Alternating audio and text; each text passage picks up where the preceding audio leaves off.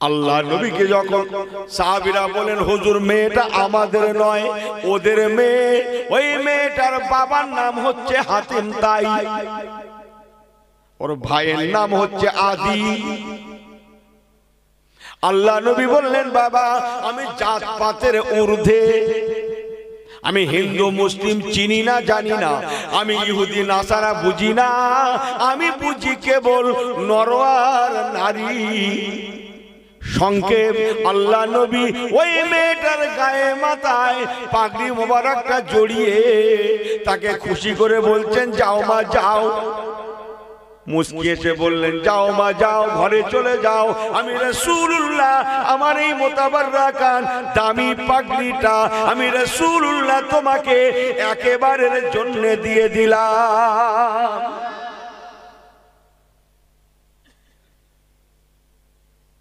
শুনছেন বুঝবার জিনিস, যাও আমি একেবারের জন্য দিয়ে দিলাম। একটা বাংলা কথায় আছে ফাও জিনিসে একটু আনন্দ বেশি হয়, এই কথা বোঝেন না মনে হয়। মেয়েটা বড্ড খুশি হয়ে গেলেন। এক সময় মেয়েটা দৌড়াতে দৌড়াতে খুশিতে আনন্দে দৌড়াতে দৌড়াতে নিজেদের বস্তিতে গিয়ে পৌঁছালেন। বস্তির মানুষেরা, ইহুদি পল্লীর মানুষেরা আল্লাহ নবী পাগড়ি মোবারকটাকে অনেকে চেনে অনেকে জানে, তথাপিও জিজ্ঞাসা করে মেয়ে এই সুন্দর উন্নত মানের কাপড়টা কোথায় পেলে? মেয়েটা তখন এ টু জেড সমস্ত কথা জানায়। আমি আসছিলাম মদিনার মসজিদে নববী শরীফের সম্মুখ দিয়ে, আমার গায়ে মাথায় অতিরিক্ত কাপড় না থাকায় ওমা মুহাম্মাদুন ইল্লা রাসূল, জনাবে মুহাম্মদুর রাসূলুল্লাহ সাল্লাল্লাহু আলাইহি ওয়াসাল্লাম আমাকে ডেকে দাঁড় করিয়ে নিজের মাথার পাগড়ি মোবারকটা খুলে আমার গায়ে মাথায় পরিয়ে দিয়েছে। শুধু পরিয়ে দেন না, শুধু চড়িয়ে দেন না, আমাকে বলেও দিয়েছেন যাও মা যাও, যাও মা যাও, আমি এই মুতাবাররাকান মূল্যবান দামি পাগড়িটা আমি রাসূলুল্লাহ তোমাকে একেবারের জন্য দিয়ে দিলাম। আপনাদের অসুবিধা হচ্ছে? যা বলছি পাল্টে দেবো না, এটাই বলবো, একটু শুনছেন? আল্লাহু আকবার। আল্লাহ নবী দিন দুনিয়ার বাদশা আখলাকে নববী বলছে, আখলাকে পয়গম্বরী বলছি। ইস, রাসূল পাক অমুসলিমদের সঙ্গে কি মধুর ব্যবহার রেখে গেলেন, আর আমরা মুসলিমরা মুসলিমদের মাঝে কি মধুর ব্যবহার রাখছি। এমন মধুর ব্যবহার রাখছি তার কলিজা পুড়ে খানখান হয়ে যাচ্ছে। কলিজা পুড়ে, আমার কি বড্ড বলা ভুল হয়ে যাচ্ছে, কলিজা পুড়ে খানখান হয়ে যাচ্ছে। ভালো করে শুনে নেন আমার পেয়ারা ভাইরা, ওই ইহুদি পল্লীর মানুষেরা একজনা দুজনা চারজনা ছজনা করে কথাটা জানতে জানতে জানতে জানতে একান ওকান সেকান হতে হতে এক সময় পুরা মহল্লার মধ্যে আমার নবী পাকের এই সুন্দর আখলাক আদর্শর কথাটা ছড়িয়ে পড়ে। ইহুদি পল্লীর মেয়েরা পুরুষেরা, বেটা ছেলে মেয়ে ছেলে, তারা একে একে অনেকে ঘর থেকে বার হলেন। হযরতে মুহাম্মদ সাল্লাল্লাহু আলাইহি ওয়াসাল্লামের আদর্শ সম্পর্কে তারা চিন্তা করছেন, আলোচনা করছেন। এক সময় বলা কওয়া করতে লাগে, এই যদি মুসলমানদের নবী জনাবে মুহাম্মদুর রাসূলুল্লাহ সাল্লাল্লাহু আলাইহি ওয়াসাল্লামের আখলাক আদর্শ ব্যবহার হয়ে থাকে, তাহলে নিশ্চয়ই উনি যে ধর্মের দাওয়াত দিয়ে থাকেন, ইন্নাদ দীনা ইনদাল্লাহিল ইসলাম, ইসলাম ধর্ম না জানি কত সুন্দর থেকে সুন্দরতম। তাহলে কেন আমরা আর ভুল বুঝবো? আমরা ভুলের মধ্যে ছিলাম, আর ভুলের মধ্যে থাকবো না। আমরা চোখে থেকে নিলাম মুসলমানদের নবীর কাছে কোনো জাত নাই, কোনো কাস্ট নাই, কোনো হিন্দু মুসলিম নাই, কোনো ইহুদি নাসারা নাই। ও দাদা ভাইরা, তবে চলেন যাই, আর কেন বিলম্ব, আর কেন দেরি? হযরতে মুহাম্মদ সাল্লাল্লাহু আলাইহি সাল্লাম একবারের জন্য ভাবলেন না আমি কেমন করে যে পাগড়ি মোবারকটা মাথায় দিয়ে নামাজ পড়াই, হাজার হাজার মানুষ নামাজ পড়ে থাকে, যে পাগড়ি মোবারকটাকে স্পর্শ করার জন্য ফেরেশতারা পর্যন্ত ইন্তজার করে, সেই পাগড়ি মোবারকটা আমাদের মেয়ের মাথায় যখন গায়ে পিঠে যখন জড়িয়ে দিয়েছে, এত সুন্দর মহান আদর্শবান ব্যক্তিকে ছেড়ে থাকা যায় না। চলো আমরা যাই, আমরা ওনার দরবারে গিয়ে ভুল স্বীকার করে ওনার হাতে হাত রেখে ইমানের কলেমা শরীফ পড়ে মুসলমান হয়ে যায়।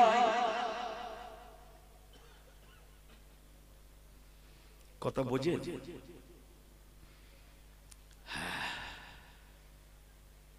ইহুদি পল্লীর মানুষেরা বেটা ছেলে মেয়ে ছেলে কাতারে কাতার দিয়ে তারা মদিনা শরীফে আমার রাসূলুল্লাহর দরবারে আসতে লাগেন। এক সময় দরবারে রাসূল পৌঁছে গেলেন। তারা এসে বলতে লাগলেন, যেহেতু এখনো মুসলমান হননি, তারা আগের মতো ভাষায় বলতে লাগলেন, ও হযরতে মুহাম্মদ সাল্লাল্লাহু আলাইহি ওয়াসাল্লাম, আপনার ব্যবহার আমরা সচক্ষে দেখেছি, আমরা যথেষ্ট অ্যানালাইসিস করেছি, গবেষণা করেছি, আমরা ভেবে দেখেছি আমরা ভুলের মধ্যে আছি। আমরা যা বুঝলাম আপনার কাছে কোনো জাতপাত নাই, কোনো কালার নাই, কোনো হিন্দু মুসলিম নাই, কোনো ইহুদি নাসারা নাই। ও হযরতে মুহাম্মদ সাল্লাল্লাহু আলাইহি ওয়াসাল্লাম, আমরা এতদিন ভুলের মধ্যে ছিলাম, আমাদের ঘরে ক্ষমা করে দিন, আর আপনার নূরের হাতখানা বাড়িয়ে দিন। আমরা আপনার হাতে হাত রেখে ঈমানের কালমা লা ইলাহা ইল্লাল্লাহ পড়েন নাকি? লা ইলাহা আল্লাহ, লা ইলাহা ইল্লাল্লাহ, লা ইলাহা ইল্লাল্লাহ মুহাম্মাদুর রাসূলুল্লাহ। ঈমানের কলেমা শরীফ পড়িয়ে আমরা পড়িয়ে দিন, আমরা মুসলমান হয়ে যাই। আমার আপনার নবী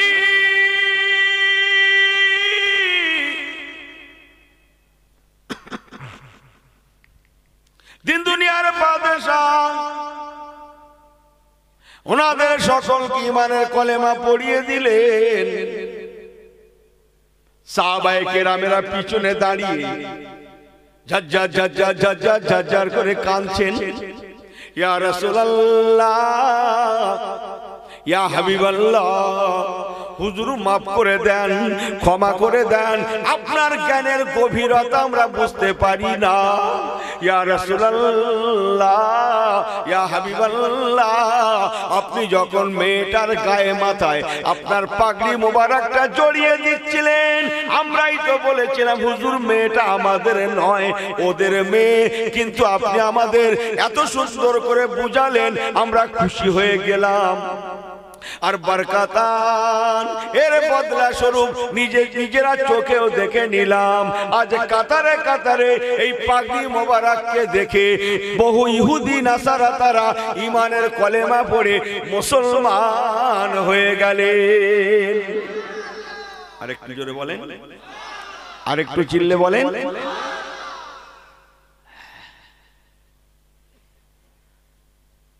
এনার নিজের আত্মীয় হয়, আত্মীয় একটু দূর সম্পর্কে। শীতকালে বেলা ছোট ছোট বেলা 12টা সাড়ে 12টার মধ্যে সবাই খেয়ে দিয়ে নেয়। সে বেচারা একটু দুরাত্রি হয়, সে নিয়ত করেছে যাব, যাওয়ার পথে ভাইয়ের বাড়ি অনেকদিন যাই না, একবার ভাইয়ের বাড়িটায় দুপুরবেলা থেকে এক মুঠো ডাল ভাত খেয়ে একটু বেলা গড়ে গেলে বার হয়ে চলে যাব। এই নিয়তে সে এসেছে। 11টা সাড়ে 11টা 11:15 বাজে। দেখা সাক্ষাৎ হলো, সালাম কালাম হলো। তার 100 নিয়ত থাকবে, দুটো খাবে, ডাল ভাত খাবে, কিন্তু বাড়িওয়ালা চশমকর বলছে থাকা হবে তো, থাকবেন তো?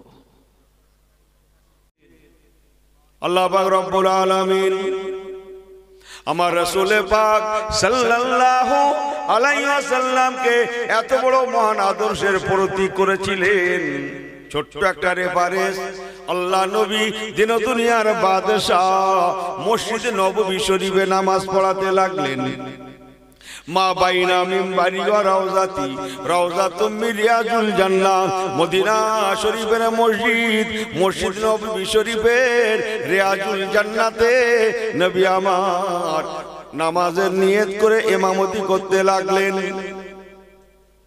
আল্লাহ নামাজ পড়া হয়ে গেল। ফাইজা কুদিয়াতিস সালাহ, নবী আমার নামাজ থেকে ফারাগাত হলেন। এক সময় মসজিদে নববী শরীফ থেকে আল্লাহ নবী এবার বার হচ্ছেন। সাহাবায়ে কেরামগণেরা আমার নবী পাক যেহেতু মসজিদে অবস্থান করছেন, তাই কোন সাহাবী মসজিদ থেকে পা নামান না। যেই না দেখলেন আমার রাসূলুল্লাহ মসজিদে নববী শরীফ থেকে নামছেন, তবে না দেখা দেখি আসহাবিকান নুজুম, আমার নবী পাকের সাহাবায়ে কেরামগণেরা হুজুরের পিছনে তবে না ওনারা মসজিদ নববী ছাড়লেন। জি, হুজুর মসজিদে আছেন, এখন মসজিদ ছাড়ার কোনো প্রশ্ন নাই। প্রথম রাসূলুল্লাহ মসজিদ থেকে বার হবেন, তবে আমরা পিছনে বার হব। সুবহানাল্লাহ বলবেন না? কি হচ্ছে দেশে? হ্যাঁ, আল্লাহ নবী দিন দুনিয়ার বাদশাহ মসজিদ নববী শরীফ থেকে নামাজ পড়িয়ে ফিরছেন। ঠিক এমত অবস্থাতে মসজিদে নববী শরীফের সম্মুখ দিয়ে একদল ছোট ছোট বাচ্চা ছেলে মেয়েদের একটা কাফেলা হেঁটে যেতে লাগে। ওই কাফেলায় ছেলেরা যেমন আছে, মেয়েরাও তেমন আছে, বাচ্চির দল। হিন্দু মুসলিম সকলে আছে। সাহাবায়ে রাসূলদের ঘরের বাচ্চারা যেমন আছে, তেমন ইহুদি নাসারাদের বাচ্চারাও আছে। যেহেতু বাচ্চাদের মধ্যে কোনো জাত পাত থাকতে পারে না। থাকে, বাসে ওঠেন না, ট্রেনে ওঠেন না, যে সঙ্গে বাচ্চা নিয়ে ওঠেন না, যারা সিটে বসে থাকে তারা বলে না অধিকাংশ জায়গায় দেন বাচ্চাটাকে আমার কোলে দেন, বাচ্চাটাকে আমার কোলে দেন, বলে না? একবার জিজ্ঞেস করে আপনি হিন্দু না মুসলিম? না, বাচ্চারা সকলের কাছে ফুলের ন্যায়। বলুন না জোরে সুবহানাল্লাহ। সকলের কাছে। আল্লাহ নবী দিন দুনিয়ার বাদশাহ ওই ছোট ছোট ছেলে মেয়েদের কাফেলা, তারা যেতে লাগে। দেখতে লাগলেন তাদের মধ্যে একটা মেয়ে মাথায় লম্বা হয়েছে। মাথায় একটু লম্বা হতে পারে, কিন্তু বয়সটা বাচ্চা বয়স, কাঁচা বয়স, কচি বয়স। ওই মেয়েটার গায়ে মাথায় কোনো কাপড় নাই। কাপড় মিন্স উড়নি, যাকে বলা হয় ওড়না। আরবের দস্তুর হচ্ছে ইহুদি হোক, নাসারা হোক আর মুসলিম হোক, যাই হোক, মেয়ে সন্তান মানে গায়ে মাথায় কাপড় থাকতেই হবে। কথা বুঝছেন না? আল্লাহ নবী দিন দুনিয়ার বাদশাহ, ওই কাফেলায় ওই বাচ্চা মেয়েটাকে দেখলেন, তার গায়ে মাথায় কোনো কাপড় নাই, উন্নি নাই। আল্লাহ নবী দিন দুনিয়ার বাদশাহ বাচ্চাদের কাফেলাকে দাঁড় করিয়ে দিলেন। দাঁড় করিয়ে হুজুর বলতে লাগলেন, ও মেয়ে মা, একটু দাঁড়িয়ে যাও মা, তোমার গায়ে মাথায় তো কোনো কাপড় নাই, বড্ড দৃষ্টিকটু লাগে। আমাদের দেশে অন্যার বয়স তখন আসেনি, যে বাচ্চাটার কথা বলছি আমি। মেয়ে সন্তান মানে সে 2 বছরের হোক আর 1 বছরের হোক, তার মাথায় গায়ে কাপড় থাকার লাগবে, এটাই আরবের দস্তুর। আল্লাহ নবী দিন দুনিয়ার বাদশাহ নবী আমার নিজের মাথার পাগড়ি মোবারক খানা খুললেন। যে পাগড়ি মোবারকটা মাথায় দিয়ে আমার নবী পাক এই মাত্র নামাজ পড়িয়েছিলেন মদিনার মসজিদে নববী শরীফে। হাজারে হাজার হাজারে হাজার মুসল্লিয়া কেরামদেরকে নিয়ে আকিমিস সালাত আলি যিকরি, আল্লাহ পাকের নামাজের ইমামতি করেছেন। আল্লাহ নবী দিন দুনিয়ার বাদশাহ নবী আমার নিজের মাথার ওই পাগড়ি মোবারকটাকে খুলে নিয়ে ওই মেয়েটার গায়ে মাথায় গায়ে মাথায় গায়ে মাথায় ভালো করে জড়িয়ে দিচ্ছেন। সাহাবায়ে কেরাম দিগের মধ্যে আসহাবিকান নুজুম একজন সাহাবী ওই মেয়েটাকে চিনতে পেরে গেলেন। ইয়া রাসূলুল্লাহ, ইয়া হাবিবাল্লাহ, হুজুর গো, আপনি যে মেয়েটার গায়ে মাথায় আপনার পাগড়ি মোবারকটা জড়িয়ে দিচ্ছেন, ইয়া রাসূলুল্লাহ, ইয়া হাবিবাল্লাহ, ওই মেয়েটা আমাদের নয়, ওদের মেয়ে। শুনছেন? আমাদের নয়, ওদের। তিনি কি বলতে চাইলেন? ইয়া রাসূলুল্লাহ, ইয়া হাবিবাল্লাহ, ওই মেয়েটা মুসলিমদের ঘরের মেয়ে নয়, ওই মেয়েটা ইহুদিদের মেয়ে, হাতিম তাইর মেয়ে, আদির বোন। ওনার ভাইয়ের নাম ছিল আদি। আল্লাহ নবী ওই সময় বলেছিলেন, বাবা সাহাবীরা, তোমরা কি আল্লাহর কোরআন পাকের আয়াতকে ভুলে গিয়েছো? আল্লাহ পাক কি কোরআন পাকে বলেন না, ওয়া মা আরসালনাকা ইল্লা রাহমাতাল লিল আলামিন, আলামিন আলামিন। আল্লাহ পাক আমাকে কোনো নির্দিষ্ট করে জাত পাতের জন্য পাঠান না। আল্লাহ কিন্তু বলেননি ওয়া মা আরসালনাকা ইল্লা রাহমাতাল লিল মুমিনিন, কেবল মুমিনদের জন্য, ঈমানদারদের জন্য রহমত। ওয়া মা আরসালনাকা ইল্লা রাহমাতাল লিল মুসাল্লিন, কেবল মুসল্লিদের জন্য রহমত। এ কথা আল্লাহ বলেননি।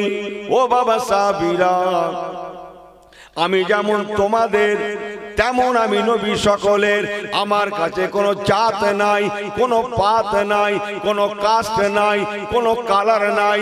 কে হিন্দু, কে মুসলিম, কে ইহুদি, কে নাসারা, কে জৈন, কে খ্রিস্টান, কে পার্সিয়ান। ও বাবা সাহাবীরা, আমার কাছে কোনো জাত নাই, পাত নাই।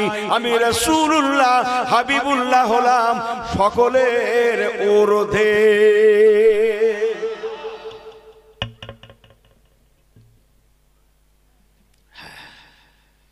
সকলের ঊর্ধ্বে।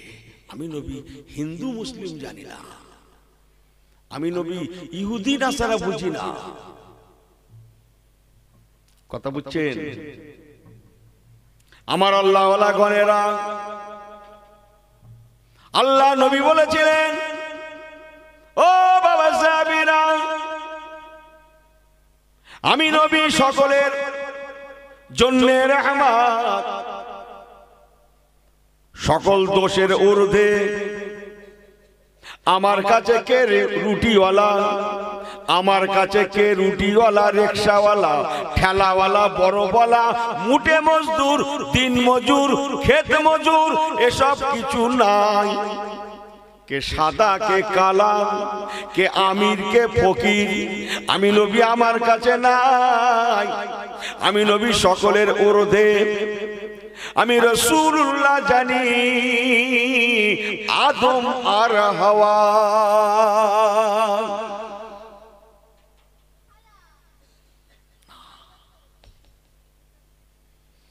যে কে রুটিওয়ালা, রিকশাওয়ালা, ওসব আমি জানি।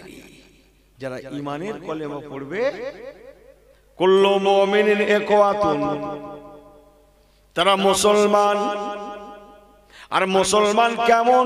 কুল্লু মুমিনিন ইখওয়াতুন, প্রতিটা মুসলমান ভাই ভাই। কথা বুঝছেন আপনারা?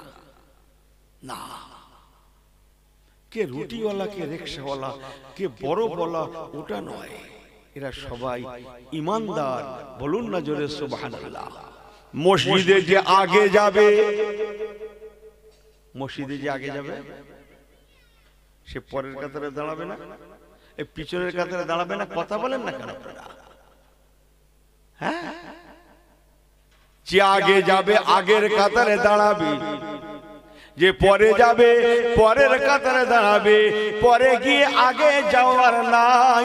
আল্লাহ নবী বলেছেন, বাবারা, যদি কোনো মুসল্লি শেষে গিয়ে আগের কাতার দখলের জন্য কাতারের মাঝখান দিয়ে লোকজনকে, মুসল্লিদেরকে সরিয়ে সরিয়ে সরিয়ে সরিয়ে আগে যায়, সে যেন মসজিদে যায় না, সে যেন জাহান্নামের রাস্তায় আগিয়ে যায়। যান কিতাব খুলে দেখেন।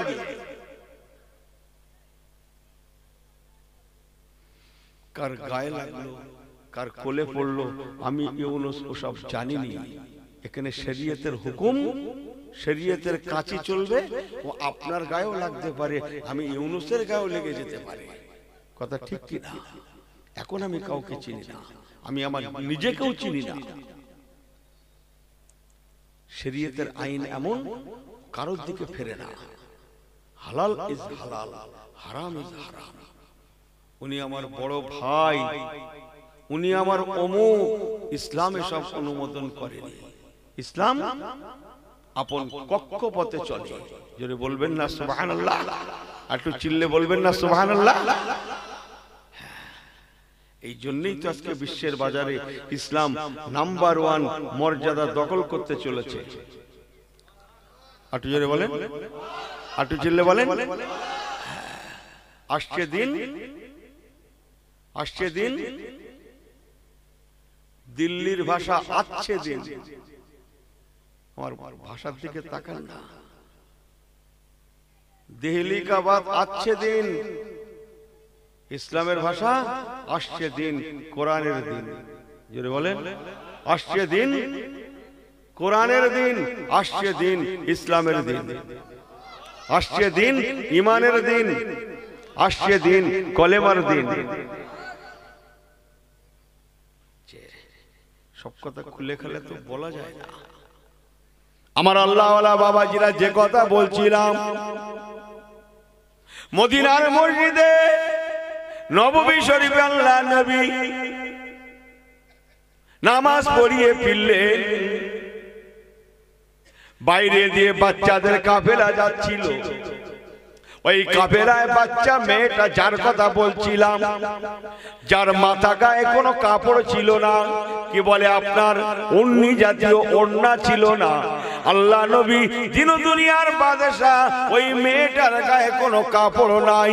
অতিরিক্ত কাপড় না থাকার জন্য আল্লাহ নবী ওই কাফেলাকে দাঁড় করিয়ে দিয়ে ওই মেয়েটাকে দাঁড় করিয়ে বলতে লাগলেন, মা একটু দাঁড়িয়ে যাও। এই না বলে নবী আমার নিজের মাথার পাগড়ি মোবারকখানা খুলে ওই মেয়েটার গায়ে মাথায় গায়ে মাথায় গায়ে মাথায় ভালো করে জড়িয়ে দিতে লাগলেন। কিছু বুঝে আসছে? আর আমার এই কওম নিজের কওমের সঙ্গে হিংসা করে, আমার জাত নিজের জাতের সঙ্গে হিংসা করে। ও বড় হয়ে যাচ্ছে, ওকে বসাও, ওকে দাবিয়ে দাও, ওকে বসিয়ে দাও। ইস, আপনি ভাবছেন ইসলাম আছে? হ্যাঁ, আমাকে ক্ষমা করবেন, লাখো মোমেন হতা হয় বাট ঈমান মে কামিল নেই। লক্ষ কোটি মোমেন ঘুরে বেড়াতে পারি, লেকিন প্রকৃত মোমেনের অভাব। এ মুসলমান হয়ে মুসলমানের বুকে ছুরি মারে, এ মুসলমান হয়ে মুসলমানকে কষ্ট দেয়, ওর কষ্ট দেখে আনন্দ পায়, আপন ভাইয়ের কষ্ট দেখে আনন্দ পায়, আপন ভাইয়ের কষ্টের জন্য অপেক্ষা করে। কথা ঠিক বলছি না ভুল বলছি? আর আমার রাসূল পাক এই মেয়েটার গায়ে মাথায় নিজের পাগড়ি মোবারকটা জড়িয়ে দিতে লাগলেন। সুবহানাল্লাহ বলবেন না? আল্লাহ নবী সাহাবায়ে কেরামেরা আসহাবী কান নুজুম বিআইহিম ইক্তাদাইতুহুম ওয়া ইহতাদাইতুহুম। আল্লাহ নবী বলেছেন আমার সাহাবীরা তারকার ন্যায়, যে যে সাহাবীকে অনুকরণ করবে, অনুসরণ করবে, আল্লাহ তাকে হেদায়েত দেবে, তিনি হেদায়েত পেয়ে যাবে, নাজাত পেয়ে যাবে। আমার প্রতিটা সাহাবী হচ্ছে হেদায়েতের নূর। থাকা হবে তো? কি জিজ্ঞেস করছে? থাকা হবে তো? এর মানে কি? এর মানে কি আমি জানি না। আপনারা অনেক পড়াশোনা করেছেন, আপনাদের কাছে আমি ইউনুস শিখতে চাইছি বুড়ো বয়সে। থাকা হবে তো এর মানে কি? ও যাতে কেটে পড়ে, কেটে পড়ে, ওকে ভেগে দিয়ে ভাগিয়ে দিয়ে জুম্মার ঘরে গিয়ে দাঁড়িয়ে আল্লাহ ফেরেশতাদের ডেকে বলছে সেই লোক না, সেই লোক না, সেই ও একটু দুরাত্মীয় বলে ভাগিয়ে দিয়ে এসে আমার দরবারে এসে হাজির হয়েছে। তোমরাই ফেরেশতারা বলো এর কি করা দরকার। কথা বোঝেন না বলে হয়। আমার পেয়ারা ভাইরা ভুল আমাকে বোঝেন না। ফিরে আসুন নবী কামলিওয়ালা দেখানো পথের প্রতীক হয়ে যায়। আমার নবী পাক বলতে বলতে এমনটাও বললেন, ক্ষুধার তোকে খাদ্য দাও, ভোকার তোকে খাদ্য দাও, পিপাসার তোকে পিপাসার পানি দাও। কোন জাতের জিজ্ঞাসা করতে যেও না, তুমি হিন্দু না মুসলিম, তুমি ইহুদি না নাসারা জিজ্ঞাসা করতে যেও না। ও ক্ষুধার্ত ওকে খাদ্য দাও, ও পিপাসিত ওকে পানি দাও, ও বস্ত্রহীন ওকে বস্ত্র দাও। জিজ্ঞাসা করতে যেও না তুমি কোন জাতের, তবে হতে পারবো মুসলমান।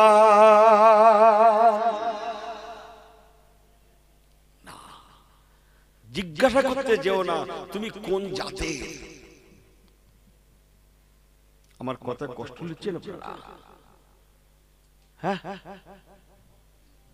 আরো কাছাকাছি করে অস্টা 2 মিনিট বাড়িয়ে দেব, আরেকটু কাছাকাছি করে বলে 2 মিনিট অস্টা বাড়িয়ে দেব। সবাই শুনবেন, সবাই শুনবেন। একবার তাকবীর দেন তো, নারায়ে তাকবীর। আরেকটু জান করে বলুন তো, নারায়ে তাকবীর।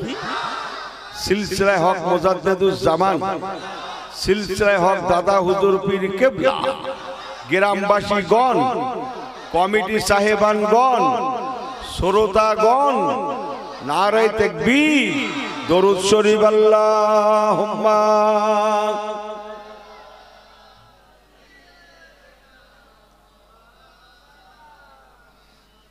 ওয়া আলা আলি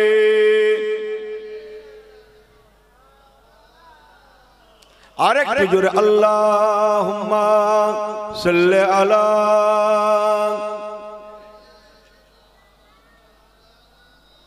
ওয়ালা আলে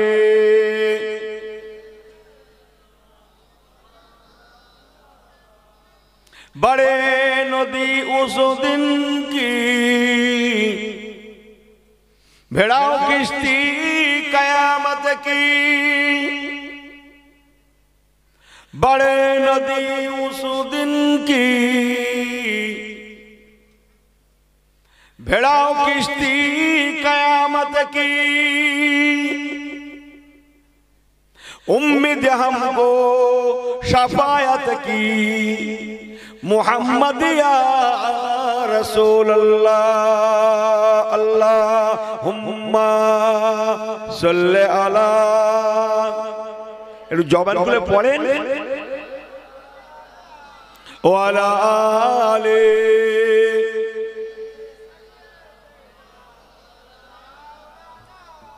নারে তাকবীর আর একটু কাছাকাছি করে দিই জানা কথা একটু স্মরণ করানো আমার নবীকে চেনেন হ্যাঁ আপনারা বহু রুটের ওয়াজ শুনেছেন আজকে আমি ইউনুস কোন রুটের ওয়াজ শুরু করেছি আপনারা ভালোই বুঝতে পারছেন আপনাদের নেক দোয়া নিয়ে বলছি হ্যাঁ বাজারে শহরের জলসা জুলুসগুলো হাজার হাজার হিন্দু দাদা ভাইরা কাকা ভাইরা দাঁড়িয়ে দাঁড়িয়ে শোনে আপনাদের নেক দোয়া জিজ্ঞাসা করে উনি কখন আসবেন আপনাদের নেক দোয়া নিয়ে বলছি অহংকার করছি না হিন্দু দাদা ভাইরা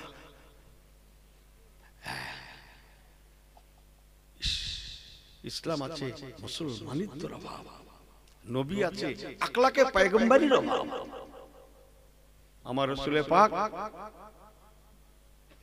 যার দুগ্ধ পান করে বড় হয়েছিলেন তিনি হলেন হযরত আম্মা জান হালিমা সাদিয়া রাদিয়াল্লাহু তাআলা জানেন তো আমি ওনার বিস্তারিত কথা বলতে আসি জাস্ট টু দা পয়েন্ট যতটুকু আমার প্রয়োজন দু লাইন এক লাইন সেটাই আপনাদের কাছে আমি পরিবেশন করতে চাইছি আম্মা জান হালিমা সাদিয়া তখনও মুসলমান হননি কলেমা পড়েননি একেবারে শেষ লাইনটা বলছি আমার রাসূলুল্লাহর সঙ্গে দেখা করতে এসেছেন আম্মা জান হালিমা সাদিয়া দেখা করবেন কলেমা পড়বেন ঈমান আনবেন অনেক মনের কথা তামান্না পালিত বেটা নবী হয়েছে আমি তাকে বহুদিন দেখি না আজকে দেখব তার হাতে হাত রেখে কলেমা পড়ব কিছু কম বেশি দেখা হচ্ছে কতদিন পরে জানেন ৪৫ থেকে ৪৭ বছর পরে আমার নবী পাকের বয়সটা তখন ৫২ থেকে ৫৩ আম্মা জান হালিমা সাদিয়ার বয়সটা তখন ৯০ থেকে ৯২ মাজাটা কুজু হয়ে গেছে লাঠি ভর করে করে হাঁটে চোখে ভালো দেখে না আফসা আফসা দেখে উনি তায়েফ বাসিনী তায়েফের জমিনে বসে শুনেছেন আমার সেই পালিত বেটা মুহাম্মদ সাল্লাল্লাহু আলাইহি ওয়াসাল্লাম নবী হয়েছেন আমি তার দরবারে যাব তিনি এখন মক্কায় নাই তিনি এখন মদিনায় অবস্থান করছেন বলুন না জোরে সুবহানাল্লাহ আমার নবী পাক তখন হিজরত করে মদিনা পৌঁছে গেছেন আম্মা জান হযরত হালিমা সাদিয়া রাদিয়াল্লাহু তাআলা এখনো কলেমা পড়েননি এখনো ঈমান আনেননি অথচ আমার নবী পাকের সঙ্গে দেখা করবেন দেখা করে কলেমা পড়বেন এই আশা নিয়ে মা আমার এক সময় তায়েফের জমিন থেকে মদিনা শরীফের জমিনে পৌঁছে গেলেন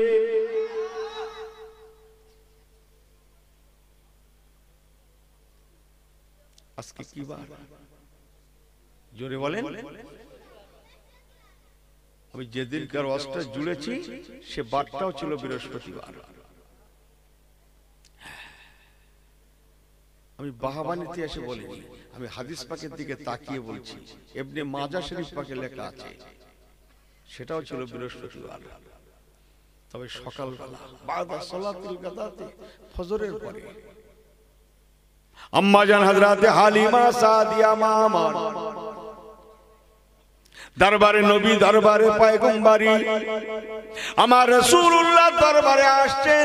উনি চেনেন না, জানেন না।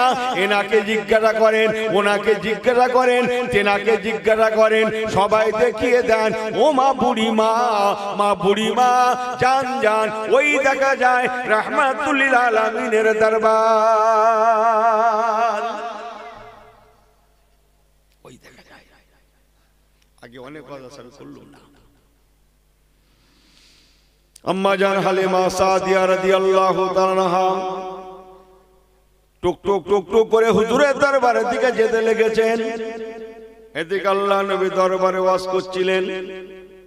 ওয়াজালানা রাসূলুল্লাহ বাদা সালাতিল গাদাতে মাউইযাতাম বালিগা। ওয়াজ করছিলেন। ওয়াজ করাকালীন নবী পাকের আম্মা জান হালিমা সাদিয়া চিনতে পারেন না, কিন্তু দূর থেকে নজর পড়ে যায় একজন বুড়ি মা ওনার দরবারের দিকে টুক টুক টুক টুক করে হেঁটে হেঁটে আসে। আল্লাহ নবী ওয়াজ বন্ধ করে দিলেন। সেই দিন ওয়াজের মাহফিলে শ্রোতা ছিলেন কেবল মদিনার মেয়েরা, মায়েরা, বেটিরা, আনসারী মুহাজিরের বিবিরা, কোন পুরুষ মানুষ ছিলেন না। আম্মা জান হযরত ফাতেমা যোহরা রাদিয়াল্লাহু তাআলা আনহা, নবী তলা ফাতেমা, মা আমার শ্রোতা আম্মা জান হযরত আয়েশা সিদ্দিকা, আম্মা জান হযরত হাবিবা, আম্মা জান হযরত মায়মুনা, আম্মা জান হযরত জায়নাব, এনারা ছিলেন নবী পাকের জলসা মাহফিলের, ওয়াজ মাহফিলের শ্রোতা। আহা, যেমন বক্তা তেমন শ্রোতা গণ বটে। যেমন বক্তা তেমন শ্রোতা। আমরাও যেমন বক্তা তেমন শ্রোতা, যেমন পীর তেমন মুরিদ। এই কথা বোঝেন না মনে হয়? যেমন পীর তেমন মুরিদ। কথা হচ্ছে যেমন ইমাম তেমন মুসল্লি। রাগ করেন না কিন্তু। শরীফ পাক এই জন্য ফরমালেন, লাকাদ কানা লাকুম ফি রাসূলিল্লাহি উসওয়াতুন হাসানাহ।